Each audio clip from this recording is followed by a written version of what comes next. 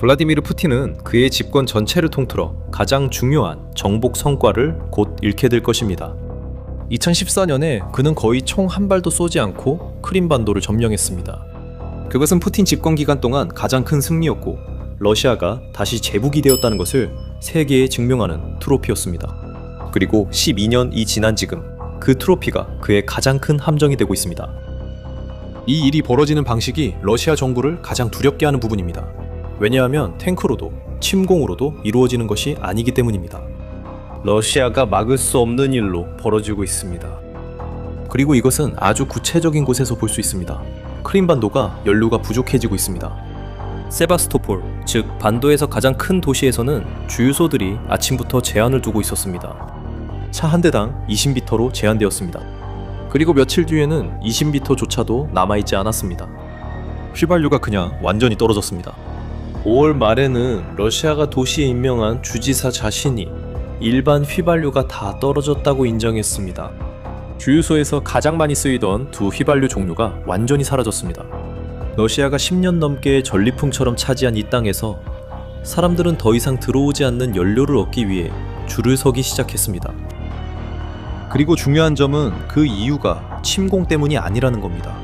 우크라이나 탱크가 크림반도 국경을 넘은 적도 없고 어떤 군인도 그곳에 발을 들인 적이 없습니다. 이 반도를 숨막히게 하는 것은 더 해결하기 어려운 문제입니다. 그리고 훨씬 더 영리한 방법입니다. 왜냐하면 우크라이나는 침공하지 않고도 크림반도를 되찾을 방법을 찾았기 때문입니다. 그리고 러시아는 12년 만에 처음으로 이를 막지 못하고 있습니다. 이 일이 얼마나 큰 일인지 이해하려면 크림반도가 무엇을 의미하는지 기억해야 합니다. 푸틴이 2014년에 그 반도를 점령했을 때 그는 그것을 자신의 정권의 보물처럼 여겼습니다. 그것은 러시아가 다시 제국으로 돌아왔다는 증거였습니다. 그리고 진짜 침공이 시작된 2022년에 크림반도는 모든 것의 근거지가 되었습니다. 남부 우크라이나를 공격하는 군대, 미사일, 폭격기가 모두 그곳에서 출발했습니다. 그곳은 수년간 손댈 수 없는 요새였지만 모든 요새엔 약점이 있습니다. 크림반도의 약점도 항상 같았습니다. 그곳은 거의 섬과 같습니다. 러시아 군인들을 그곳에 있게 하는 모든 것, 연료, 탄약, 부품, 음식, 모든 것이 외부에서 들어와야 합니다. 그리고 그것들이 들어오는 길은 세 개뿐이었습니다. 세 개의 동맥이었습니다. 첫 번째는 세계에서 가장 유명한 길입니다. 케르치 대교입니다. 2018년에 개통됐을 때 이 다리는 푸틴의 개인적인 자랑거리였습니다. 19km에 달하는 콘크리트 다리가 러시아와 크림반도를 직접 연결하며 유럽에서 가장 긴 다리였습니다. 그는 개통식에서 카메라가 보는 앞에서 트럭을 직접 운전하기도 했습니다. 그것은 누구도 지울 수 없는 정복의 상징적인 장면이었습니다.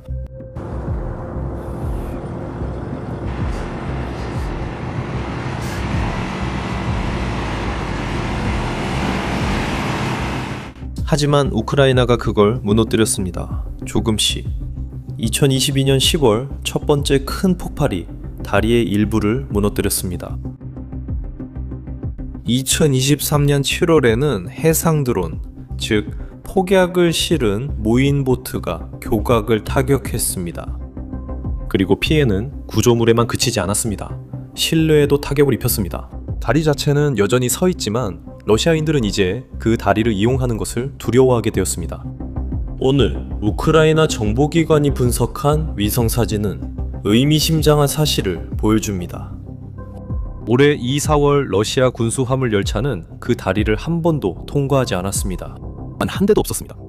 열차 운행은 하루에 승객 열차 몇 대와 일반 화물 열차 한 대로 줄었습니다. 즉 러시아 자체가 전쟁 장비를 이동시키는데 자국의 그 다리를 신뢰하지 않게 된 것입니다. 지휘관들은 이미 손상된 구조물이 무너질까봐 그곳으로 중장갑 차량을 이동시키는 것을 피하고 있습니다. 또는 새로운 공격에 모든 것이 한순간에 무너질까 두렵습니다. 정복의 상징이던 곳이 이제는 아무도 쓰지 않는 곳이 됐습니다. 이제 두 길만 남았습니다. 그리고 바로 여기서 이야기가 빨라지기 시작합니다. 두 번째 길은 뗏목이었습니다. 케르치 해협을 건너는 철도 선박이었습니다. 다리는 더 이상 운반하지 못하는 것들을 실어 나르는 거대한 선박들이었습니다. 그중 가장 큰 슬라비아니노는 길이가 150m에 달했습니다.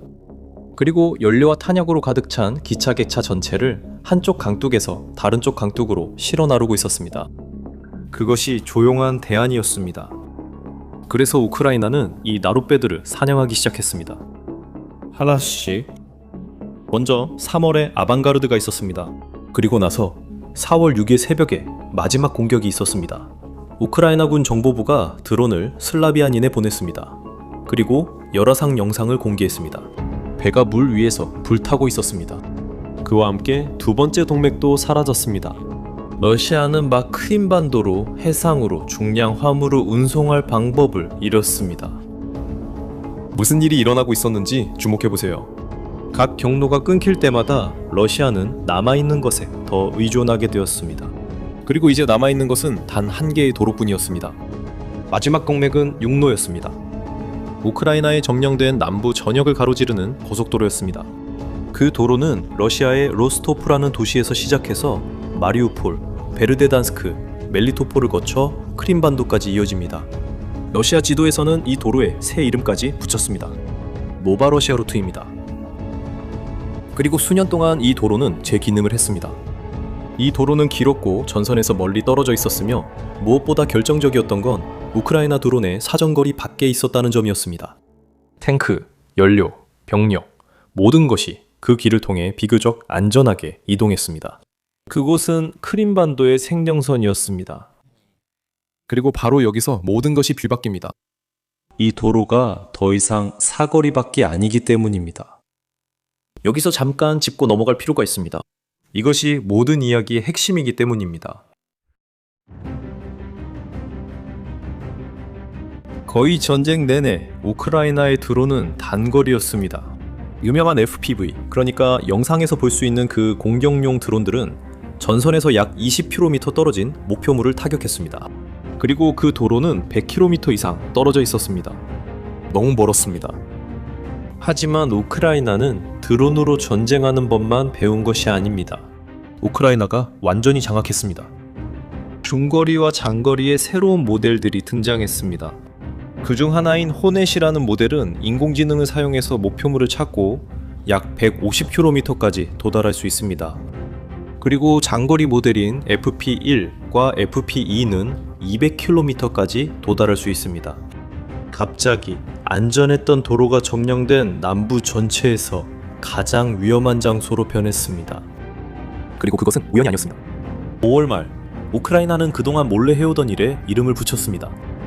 러시아의 물류를 차단하는 프로그램으로 1억 1,300만 달러가 최고의 드론팀에 투입됐습니다. 우크라이나 국방장관에 따르면 목표는 러시아의 후방을 마비시키는 것이었습니다. 군대를 정면으로 상대하지 않습니다. 그 군대를 먹여 살리는 것을 차단하는 것입니다. 그가 제시한 숫자는 정말 놀랍습니다. 장관에 따르면 우크라이나는 이러한 중거리 공격으로 러시아의 트럭, 창고, 수송대 파괴를 4배로 늘렸다고 합니다. 그리고 그 결과는 러시아인들이 직접 이름 붙였습니다. 그들은 죽음의 도로라 부릅니다. 러시아를 응원하는 러시아 군사 블로거들이 고속도로를 따라 불에 탄 트럭들의 사진을 올리기 시작했습니다. 그들 중 한 명은 그것을 1980년대 아프가니스탄의 도로와 비교했습니다. 갓길에는 차량 잔해가 흩어져 있었습니다. 또 다른 사람은 그 구간이 더 이상 후방 지역이 아니라고 썼습니다. 그리고 이건 우크라이나가 한 말이 아닙니다. 이건 러시아 쪽에서 공황에 빠져 자기들의 붕괴를 묘사하는 겁니다. 이제 처음 본 그 영상과 모두 합쳐보세요. 세바스토폴 주유소에 기름이 없는 모습입니다. 세 개의 동맥을 동시에 끊으면 크림반도는 공급을 받지 못하게 됩니다. 그리고 그곳에 있는 사람들은 즉시 그 영향을 느끼게 됩니다. 연료가 도착하지 않습니다.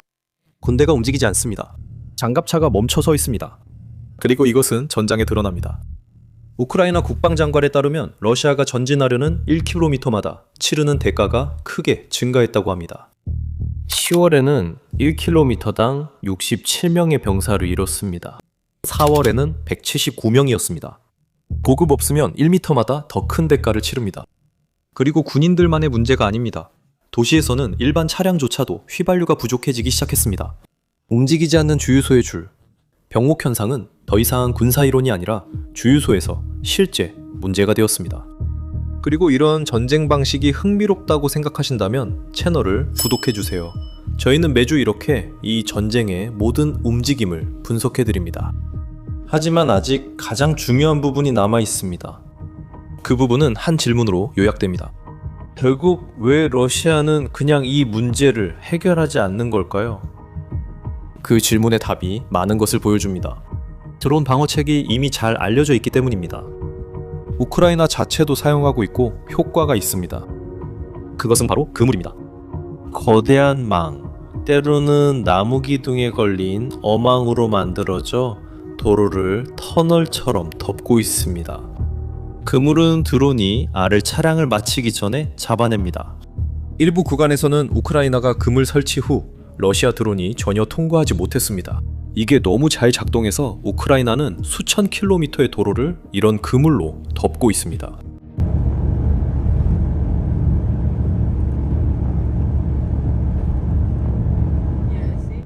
그래서 질문이 나옵니다. 왜 러시아는 크림반도 도로를 똑같이 그물로 덮지 않을까요? 여기서 러시아가 얼마나 큰 공경에 빠졌는지가 드러납니다. 러시아 블로거들은 몇 주째 이런 그물을 간절히 요청해 왔습니다. 그물 요청하고 전자전 장비 요청하고 보호를 요청하고 있습니다. 지금까지 거의 아무것도 제공되지 않았습니다. 전명지 주지사도 심지어 명령서에 서명했습니다. 하지만 그 명령서는 민간 트럭만 막았습니다. 그리고 군도 똑같이 노출된 채로 남겨뒀습니다. 러시아 정부와 연관된 한 블로거는 이제 우크라이나 드론들이 민간과 군을 구분할 필요도 없어져서 오히려 그들의 임무가 더 쉬워졌다고 불평했습니다. 즉, 둘 중 하나라는 말입니다. 러시아가 더 이상 방어망을 도로까지 옮길 수 없는 상황이거나 그 방어망을 옮길 수 있는 물류체계 자체가 지금 파괴되고 있기 때문입니다. 혹시 러시아가 이미 크림반도를 더 이상 우선순위에서 뺀 것일 수도 있습니다. 이 두 답변 중 어떤 것이든 푸틴에게 치명적입니다. 하나는 그가 할 수 없다는 것을 말합니다. 다른 하나는 그가 포기했다는 것을 말합니다. 그리고 러시아가 머뭇거리는 동안 우크라이나는 이미 다음 단계로 나아갑니다. 보급이 줄어들면서 반도에 있는 방공망은 보충 없이 파괴되고 있습니다. 그리고 이 시스템들은 값싼 것이 아닙니다. 우크라이나는 이미 크림반도에서 러시아의 가장 첨단 방공 시스템인 S-300과 S-400 포대를 타격했습니다. 각각 수백 킬로미터의 하늘을 방어할 수 있는 시스템입니다. 우크라이나는 벨백 비행장에서 네보유 레이더 판치르 시스템, 그리고 지상에 있던 미그 31 전투기까지 타격했습니다. 독일의 한 분석에 따르면 3월에서 5월 사이에만 우크라이나가 러시아의 방공, 레이더, 전자전 시스템 37대를 파괴했다고 합니다. 이는 몇 달 전보다 2배 이상 많은 수치입니다. 우크라이나 해군은 러시아 흑해함대가 거의 바다로 나가지 않는다고 밝혔습니다.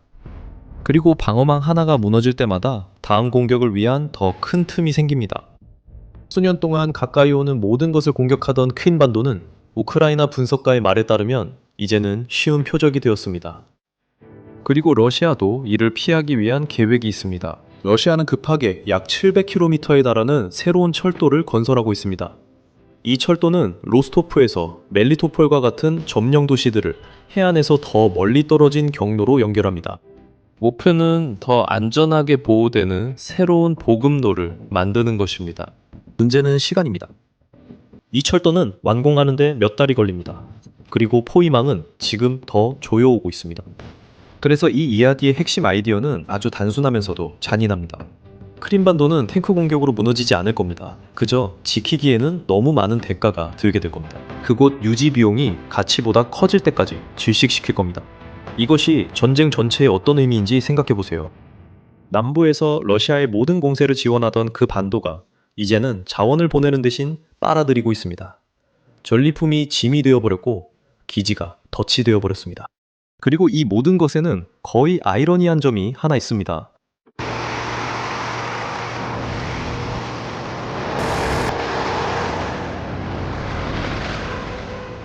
푸틴은 2014년에 거의 총 한 발도 쏘지 않고 크림반도를 점령했습니다. 그것은 빠르고 정밀한 작전이었고 세계는 이를 이해하는데 시간이 걸렸습니다. 12년이 지난 지금 똑같은 방식으로 그곳을 다시 잃고 있을지도 모릅니다.